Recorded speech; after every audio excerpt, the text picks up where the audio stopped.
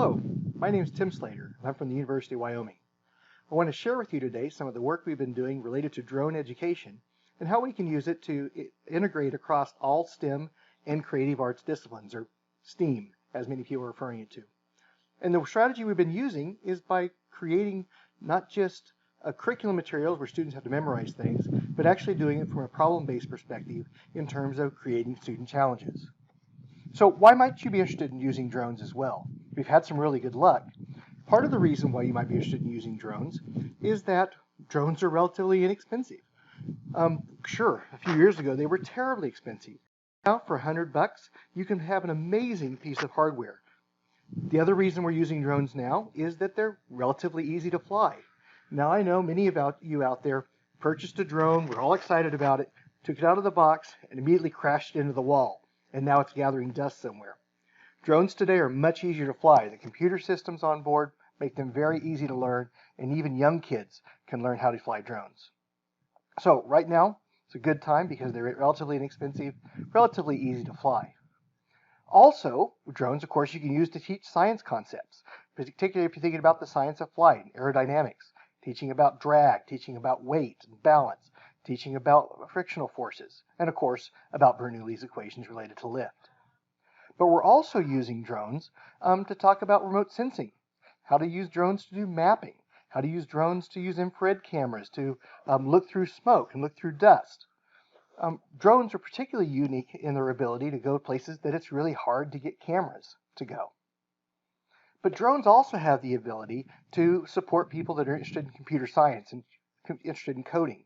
Drone coding is very, very easy to do and uses turtle blocks, much like robotics programming.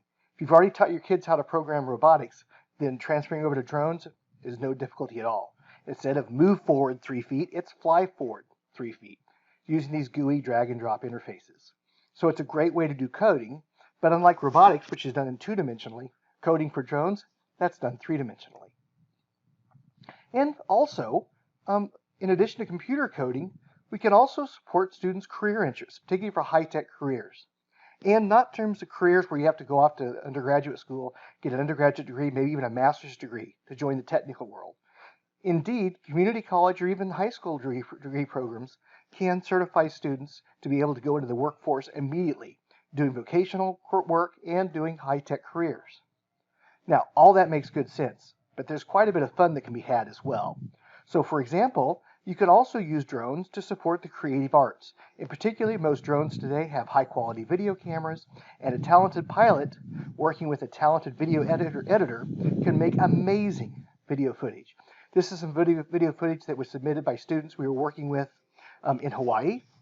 And so, of course, it's a beach scene. You don't see this scene in Kansas very often, but you can do equally cool things flying over wheat fields. But here in this video, we see students that are flying across from Waikiki Beach out in the Pacific Ocean. Really is stunning video for sure. We can also talk about not just flying around, but flying around really, really fast and flying around in terms of racing. So, 2 ways we can do racing. One is we can set up obstacle courses and let students test their flight skills against one another in terms of high-speed, precision flying, who can get through the obstacle course the fastest. And it can be done virtually. This past year, we've explored using virtual reality simulators with student pilots all over the world competing against one another to test their skills. This is really exciting. It really begins to think about how begins to allow us to think about ways we might be able to get people in all sorts of socioeconomic conditions, whether they're rural, whether they're urban, no matter what their situation, get them involved in drone flying as well. So, where are we? Well, now that we've figured out that this stuff is pretty cool, we've started talking about developing curriculum modules, and we're in the process of pilot testing some curriculum modules. If you're interested in knowing more about the curriculum modules we're doing and professional development about how to fly drones, how to run a drone club, how to set up a drone class, we're in the process of putting that together. You could be in on the ground floor. Help us out with that quite a bit. We also have curriculum modules that are being classroom tested right now as we speak, and those should be available quite soon. All you need to do is sign up at the website to be able to learn more about that. And our goal is to get kids all over the country together to start comparing their skills, not just in terms of racing, but also in terms of computer coding, business planning, virtual reality, It should be really, really fun.